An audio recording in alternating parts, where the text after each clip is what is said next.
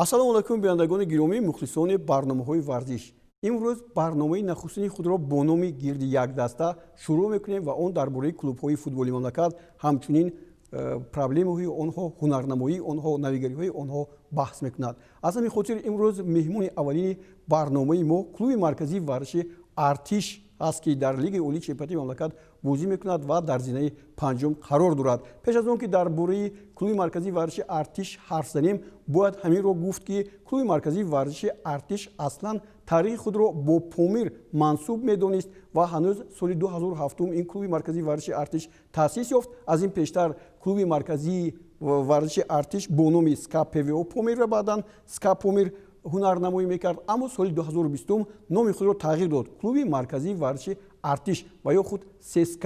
ба ҳамин хотир мо имрӯз сардори клуби марказии варзиши артиш дӯсти азизи мо Хабир Давлатовро ба барномамо даъват кардем. хуш омадед ба барномаи мо ва пеш аз ҳама аз ҳамин суоле ки имрӯз мухлисон ба мо хеле бештар медиҳанд шурӯъ мекунем. клуби марказии варзиши артиш ё худ ССК, чаро Помирро шумо ҳазф кардед, яъне аз номи клуби марказии варзиши артиш бардоштед? саломат бошед. аввалан салому дуруди худро ба мухлисон ва ҳаводорони футболи меҳан мерасонам. дар ҳақиқат шумо дуруст қайд намудед ки пештар клуби марказии варзиши артиш бо иловаи номи Помир вуҷуд дошт. дар ҳақиқат дар вақти таъсис додан клуби марказии варзиши артиш дар заминаи худи ҳамон Помири овозадор таъсис ёфта буд ва мақсади асосиам ҳамон буд ки ҳамон номи овозадори Помир барҳам нахӯрад, гум нашавад ва роҳбарияти ҳамонвақтаи вазорати мудофиа ин тасмимро гирифта номи Помирро ҷо дода буданд. бале, вале бо гузашти замон масалан имсол ба лигаи олӣ бо як Помири дигар бо номи Локомотив арзи вуҷуд намуд ва аз лигаи якум ба лигаи олӣ гузашт ва сол то сол футбол рушд мекунад, пеш меравад ва барои футбол сармоягузорҳо лозим мешаванд. баъдан он ки дар аврупо, яъне дар шаҳри Москва чунин даста ва дар Булғористон ЦСКА София, ЦСКА Москва вуҷуд дорад ва мо хостем ки аз он номҳои баланд истифода бурда, вақто ки мо дар асри технология мо қарор дорем, вақте ки дар шабакаҳои иҷтимоӣ ё ки интернет дар ҷустуҷӯи номи ЦСКАро мекунед ё ки ЦСКА, як бора 3 клуб пайдо мегардад. ҳамчун як ба таври осонтар муаррифӣ намудани дастаи ЦСКА осонтар мегардад. хуб, клуби марказии варзиши артишро ҳам истифода мебарем ки ин бешак хато нест ва аз тарафи дигар мегуфтам ки яъне шумо таърихи навро шурӯъ кардед аз соли 2020 клуби марказии варзиши артиш ё худ чӣ гуфтед ЦСКА? ман фикр мекунам ки он дастовардҳое ки даста дар баъди истиқлолият арзе вуҷуд карда буд, мо онҳоро пас сар карда наметавонем ва мо наметавонем гӯем ки он таърихро мо як бора хат зада таърихро аз нав шурӯъ мекунем. он дастовардҳо, он бозиҳо, он масалан шахсоне ки саҳми худро дар рушди даста гузошта буданд, мо онҳоро ҳеҷ вақт фаромӯш намекунем ва дар таърих он бояд ки арзи вуҷуд дошта бошад. хуб, ташаккур дӯстони гиромии клуби марказии варзиши артиш то ҳанӯз ягон маротиба чемпиони Тоҷикистон нашудааст. зинаи дуввумро ишғол накардаш, аммо зинаи сеюмро як маротиба ишғол карда буд ва имсол ҳоло баъди 12 даври чемпиони Тоҷикистон инҷо шумо мебинед аз 12 бозӣ 5 ғалаба дорад, 3 бохт, 4 мусовӣ, натиҷаи тӯпҳояш 20-19 ва 18 имтиёз дораду тавре гуфтем дар зинаи панҷум ҷойгир шудааст. ин даста ғайри чашмдӯш дар бозиҳои сафарии худ беҳтар ҳунарнамоӣ мекунад ва ҳоло инҷо боз агар дида бошед аз 7 бозии хонагиаш 3 то ғалаба, 2 бохт, 2 мусовӣ, 12-13 натиҷаи тӯпҳо ва 11 имтиёз гирифтааст. дар бозии сафариаш аз 5 бозӣ 2 ғалаба дорад, 2 мусовӣ, 1 бохт, 8-6 ва 7 имтиёз ба даст овардааст. сараввал ҳаминро ҳам гуфтанӣ ҳастем ки барои клуби марказии варзиши артиш мавсими соли 2020 чемпионати мамлакат ниҳоят душвор оғоз шуд. Аз кадом хотир? Аз он хотир ки ду клуби беҳтарини Тоҷикистон, ҳам Истиқлоли Душанбе ва ҳам Хуҷанди Хуҷанд дар даврҳои якум дуюм ба ин даста рӯбарӯ шуданд. Албатта душвор буда метавон? албатта имсол назар ба солҳои пешин душвортар буд, лекин агар шумо мушоҳида карда бошед солҳои қаблин ҳам дастаи мо аввали мавсимро на он қадар хуб шурӯъ мекунад. Масалан соли гузашта мо марҳилаи аввали чемпионатро дар ҷои охир ҷамъбаст намуда будем ва баъди қисми дуюми чемпионат мо билохира ҷои ман мешуморам ки ифтихори чорумро соҳиб гаштем ва мо имсол ҳам умед дорем ки мо баъд аз оне ки на он қадар хуб шурӯъ кардем чемпионатро, мо анҷоми онро ба хубӣ мерасонем. Хуб дӯстони гиромӣ, дар бозии нахустине ки дастаи клуби марказии варзиши артиш дар мавсими нав гузаронид, ин вохӯрӣ бо дастаи Хуҷанд буд. Шумо навораҳашро тамошо кардед. Дар ин вохӯрӣ ҳарчанд клуби марказии варзиши артиш гуфтан мумкин аст ки бозии хуб нишон дода бошад ҳам, аммо футболбозони соҳили сир нагузоштанд ки футболбозони клуби марказии варзиши артиш пиёд шаванд. Андрей Сидоров, Хуршед Бекназаров, баъдан Манучер Ахмедов се тӯб ба дарвозаи клуби марказии варзишӣ заданд ва Шодибек Ғафуров бо як голаш ҷавоб гардонид. Аммо дар вохӯрӣ бо дастаи Истиқлол бозии шумо нисбат бо дастаи Хуҷанд беҳтар буд. онҳое ки ин бозии моро бо Хуҷанд дар ёд дошта бошанд, қисми аввали бозӣ ба пуррагӣ бо ҳуҷумҳои пайдарпайи дастаи мо буд. ёд дошта бошед, фақат дар дақиқаи 45-уми қисми аввали бозӣ мутаассифона субк шуда шуд аз тарафи Хуҷанд дар аксу ҳуҷуми охирон онҳо тавонистанд ҳисобро кушоданд. Ва дар қисми дуюм ҳам вақте ки бачаҳои мо хостанд ки ҳисобро баробар кунанд ва дастаи Хуҷанд ба пуррагӣ дар ҳимоя нишаста буд ва аз аксу ҳуҷумҳои худ истифода намуд ва ин сатҳи бозии ҳамон Хуҷандро нишон дод ки онҳо тавонистанд аз ҳар як вазъият истифода баранд.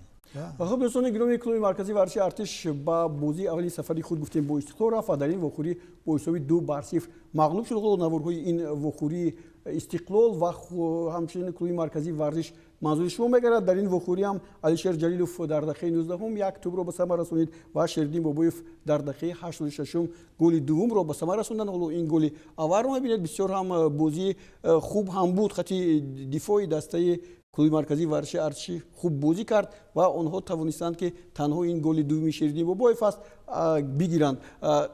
аз ҳамин ду бозие ки шумо гузарониду ягон имтиёз ба даст наовардед, шумо пайваста соли дуюм аст ки Сергей Жицкий сармураббии ин дастаро пазируфтаед ва дар сари ин даста аст ва аз ӯ қаноатманд будед ду бозие ки гузашт?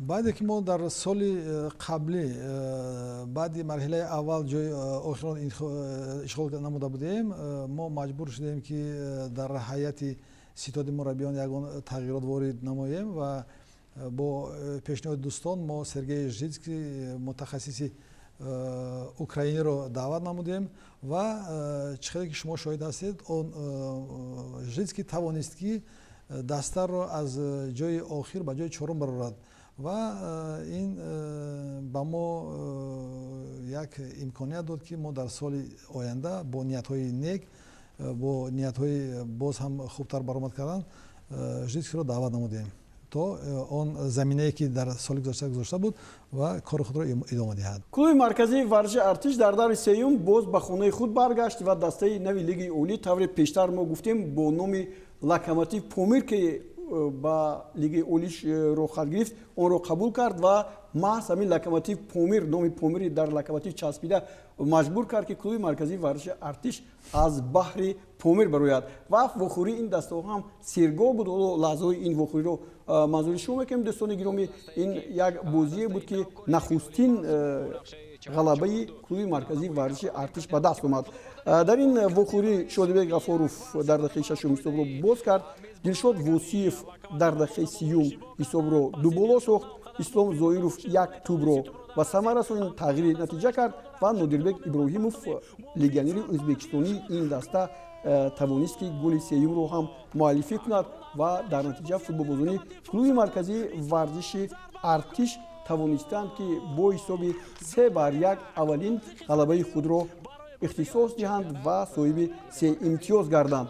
Дар ин бора чӣ мегуфтед? Ин сол нисбат ба солҳои пешин дастаҳое ки ба лиги олии чемпионати мамлакат баромаданд каме ҳунарашон дигархелтар аст, хубтар бозӣ мекунанд, аз ҷумла ҳам Файзканд, ҳам Душанбе 83.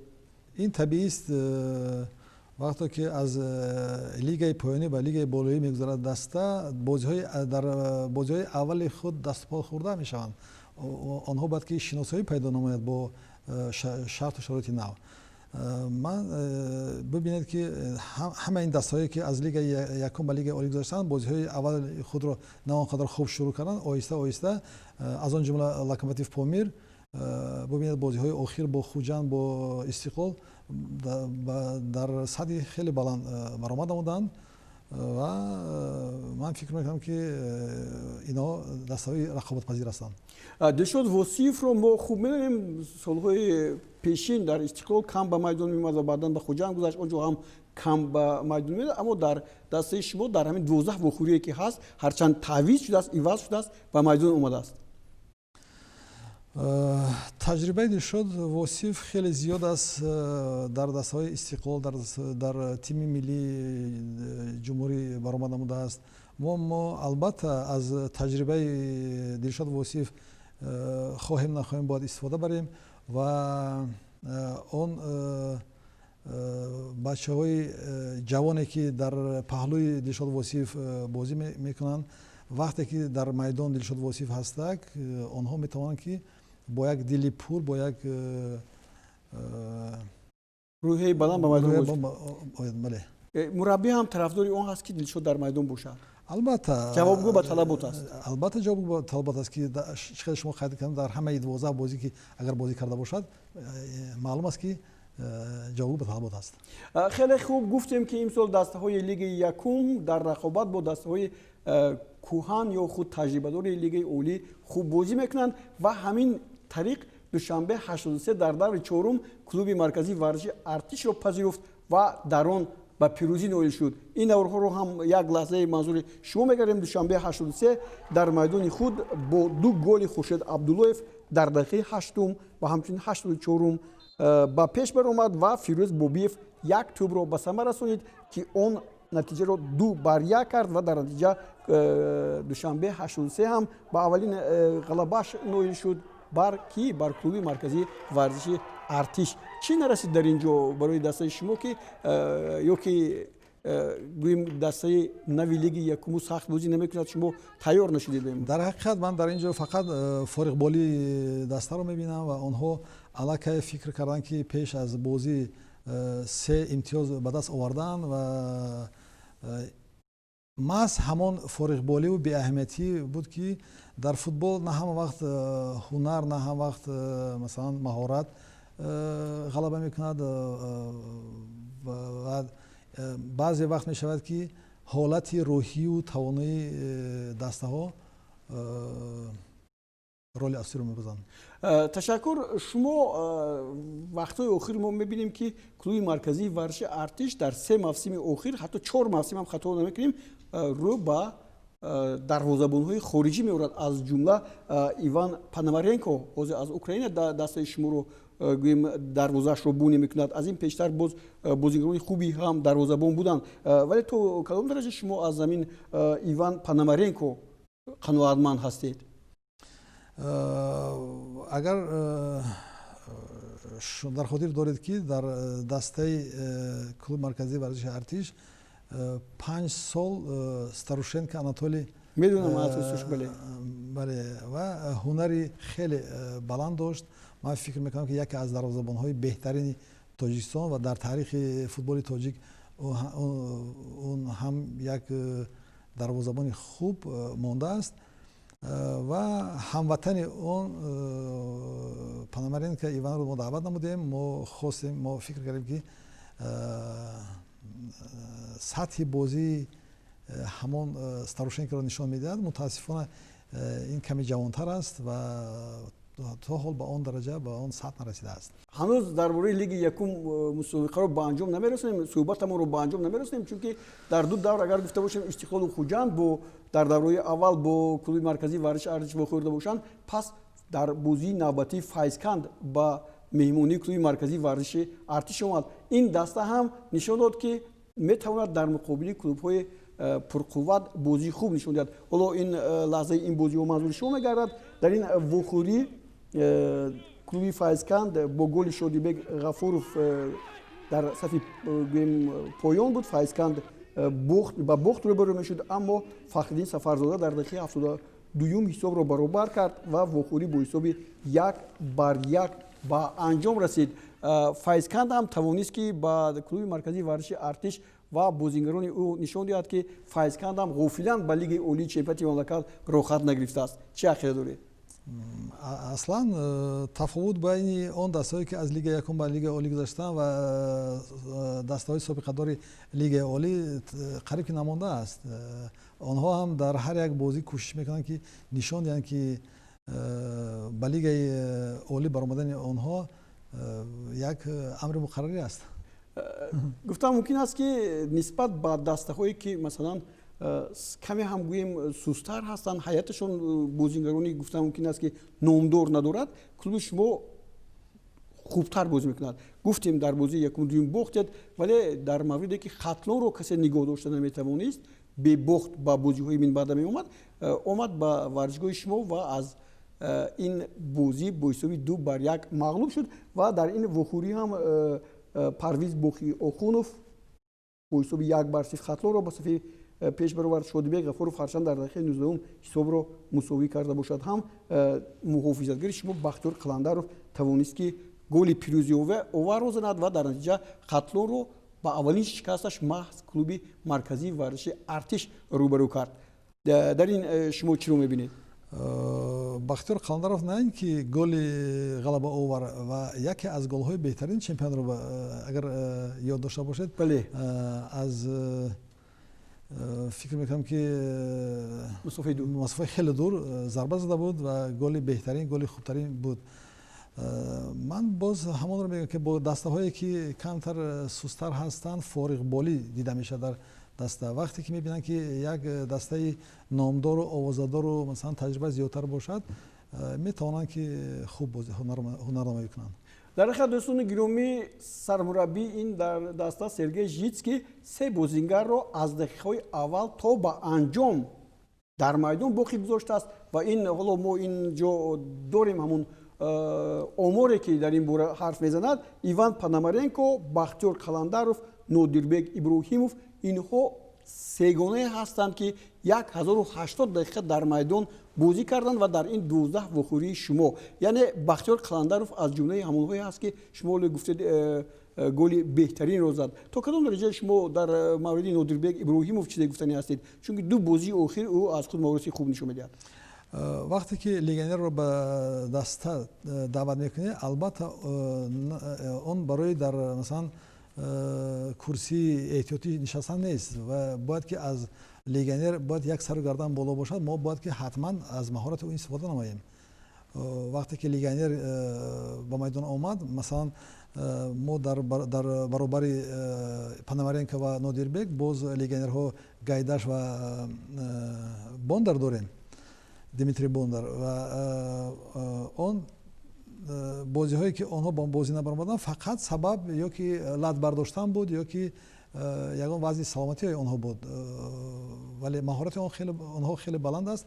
мо бояд ки аз легионерҳо ба пуррагӣ истифода кунем, аз маҳорати онҳо, барое ки онҳо масалан вақт даъват шуд, номи он легионер аст, бояд ки ба пуррагӣ аз маҳорати ӯ даста истифода кунад. ташаккур дӯстони гиромӣ. дар даври навбатии дастаи Кӯктош бо клуби марказии варзиши Артиш қуввоз буд ва ин вохӯрӣ бо ҳисоби мусовӣ анҷом ёфт, вале клуби марказии варзиши Артиш дастаи номдори Тоҷикистон Регри Тадазро با شکست روبرو کرد با حساب 3-1. حالا این بازی رو هم داریم، گل‌هایش رو تماشا میکنیم، صحبتمون رو ادامه میدیم. در وخوری بین دسته‌های کلوب مرکزی ورزشی ارتش و رگریساداز دلشاد وصیف گل نوبتی خود رو زد. شیروانی مبادشویف هم در اینجا توپ رو وارد دروازه کرد. بعداً شیروانی مبادشویف در دقیقه 90 گل دومی خود رو با نامش ثبت کرد، دوبل نمود. نوزیم باباجانوف یک توپ رو به ثمر رساند و بازی با حساب 3-1 با پیروزی کلوب مرکزی ورزشی ارتش روبرو شد. جریان این چمپیونات کلوب مرکزی ورزشی ارتش پامیر 3 مرتبه با زدن ضربه‌های پنالتی یا خود جزاهای 11 متره سرفراز گردید، اما همگی یک مرتبه آن رو به ثمر رسانید. از جمله شادیبek غفورов هم توپ رو به نشان نرسانید. چی مشکلی هست در مثلا استفاده بردن این لحظه های استانداردی بازی فوتبال؟ خیلی میگن پنالتی این لاتاری است، این یک قمار هست. مثلا بازیگران سطح جهانی با مانند زیدان و شفچنکو و اینها وقتایی بودن که نتونستن. این یک قمار است، هیچ گفتن نمیشه در اینجا. اما دوستان گرامی، یک پنالتی به دروازه کلوب مرکزی ورزشی ارتش تعیین شد و اون هم با ضربه منوچهر احمدوف وارد دروازه گردید. خب با این نگاه نکرده کلوب مرکزی ورزشی ارتش با بازی خود با استرافشان وخورد و این بازی با حساب مساوی جنبال شد. باز فوتبال بازان کلوب مرکزی ورزشی ارتش نتوانستند که در میدانشان صاحب 3 امتیاز گردند. اگر نه امروز میتوانستند در جای دوم اگر نباشد در جای سوم حتما بودند.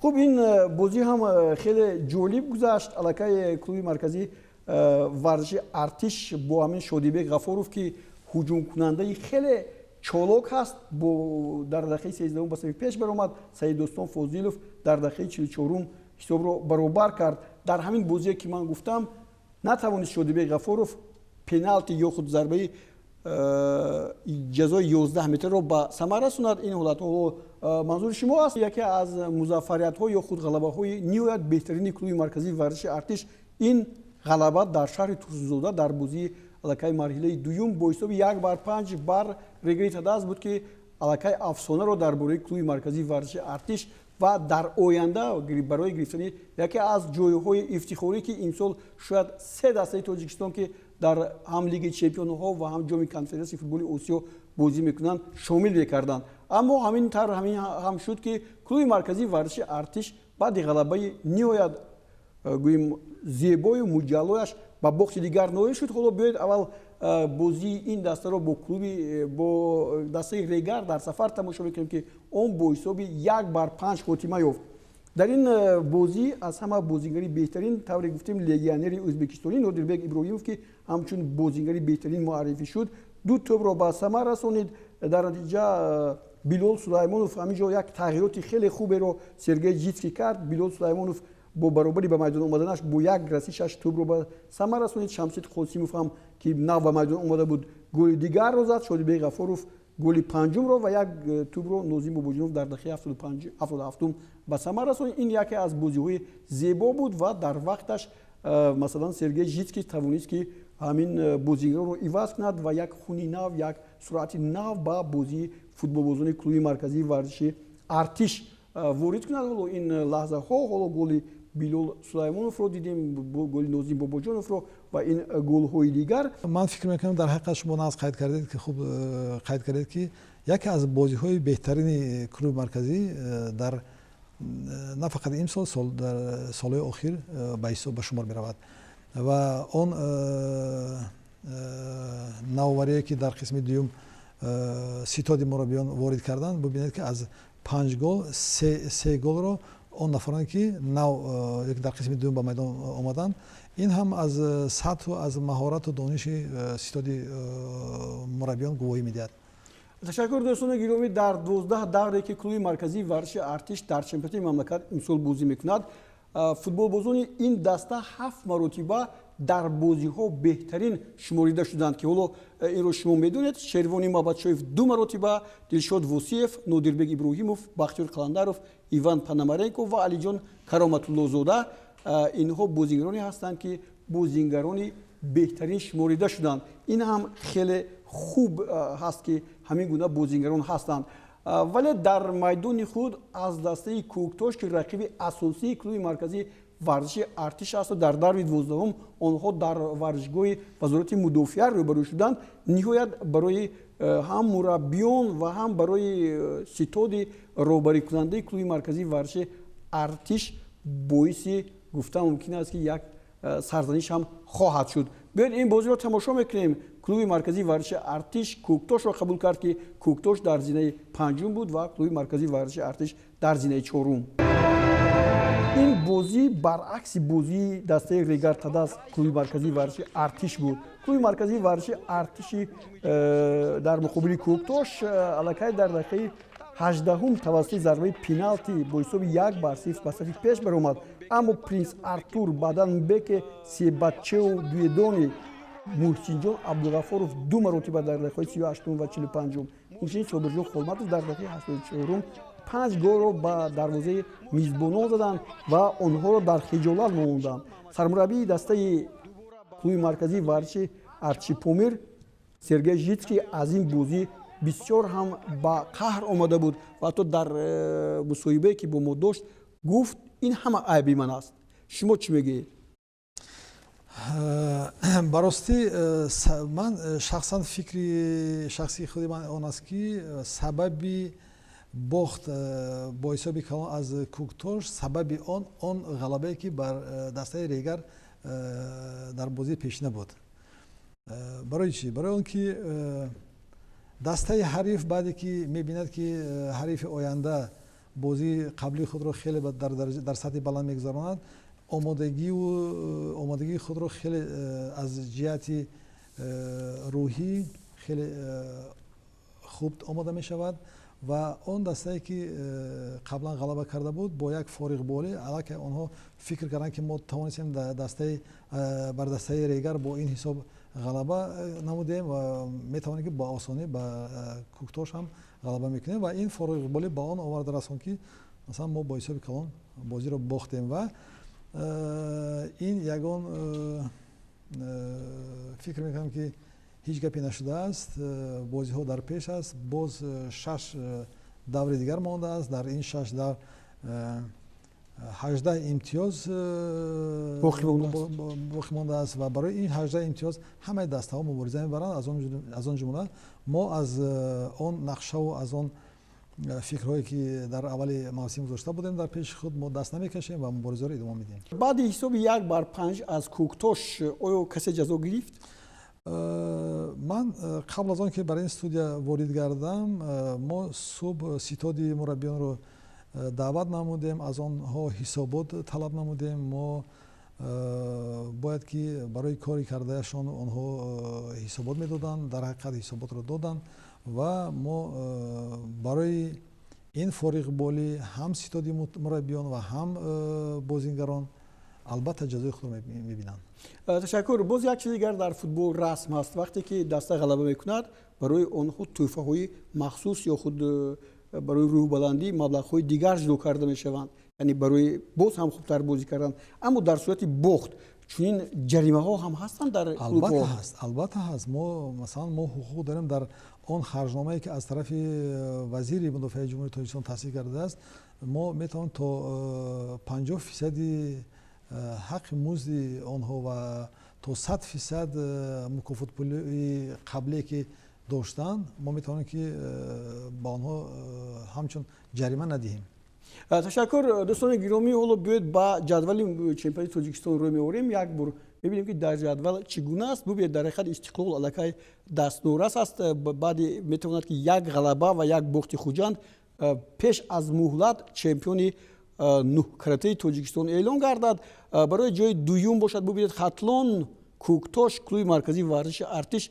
инҳо дастаҳое ҳастанд ки барои ҷойҳои ифтихорӣ дуюм, сеюм мубориза мебаранд. ҳоло гуфтем дар бораи ҷоми конференсияи футболи Осиё, лигаи чемпионҳо ва акнун ба он назар мекунем ки дар оянда чӣ гуна ин дастаҳо бояд бозӣ кунанд. аз фурсат истифода бурда мехостам як чизи дигарро гӯям. шоҳраҳони мо дастаи шуморо гоҳ сипоҳиён, гоҳ артишиҳо, гоҳ сарбозон ном мебаранд. агар шумо мебудед чӣ ном мебуред? инҳоро сарбозон мегуфтед ё ки афсарон мегуфтед? намедонам чӣ мегуфтед?